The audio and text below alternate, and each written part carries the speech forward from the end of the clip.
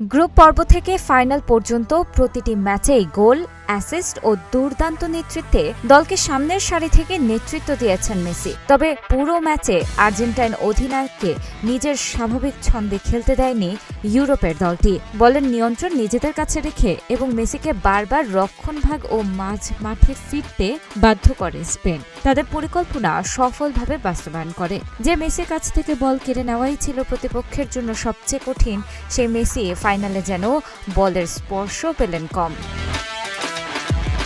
স্পেনের বিপক্ষে ৯০ মিনিটে মেসি মাত্র ৫৪ বার বল স্পর্শ করেন। আরও বিস্ময়কর তথ্য, পুরো ম্যাচে একবারও বল নিয়ে স্পেনের পেনাল্টি বক্সে ঢুকতে পারেননি তিনি। আর্জেন্টিনার আক্রমণের মূল ভরসাকে এতটা নিষ্ক্রিয় করে রাখাই শেষ পর্যন্ত স্পেনের ১-০ গোলের জয়ের অন্যতম বড় ভিত্তি হয়ে ওঠে। স্পেনের এই কৌশলের প্রশংসা করেছেন সাবেক ইংল্যান্ড ডিফেন্ডার মাইকা রিচার্ডস। বিবিসিকে দেয়া প্রতিক্রিয়ায় তিনি বলেন, সবাই জানতে চেয়েছিল মেসিকে কিভাবে থামানো সম্ভব।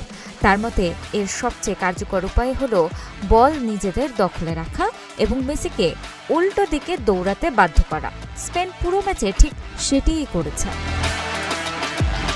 ফাইনালে মেসিকে বেশ কয়েকবার মাঝ মাঠে নেমে এসে বল সংগ্রহ করতে দেখা গেছে। সাধারণত প্রতিপক্ষের রক্ষণে যেভাবে প্রভাব বিস্তার করেন সেই সুযোগ তিনি পাননি। স্পেনের নিয়ন্ত্রিত পাসিং ফুটবলের কারণে আর্জেন্টিনাও দীর্ঘ সময় বলের দখল রাখতে পারেনি। ফলে আক্রমণ গড়ে তোলার মতো পরিস্থিতিও খুব কমই তৈরি হয়েছিল।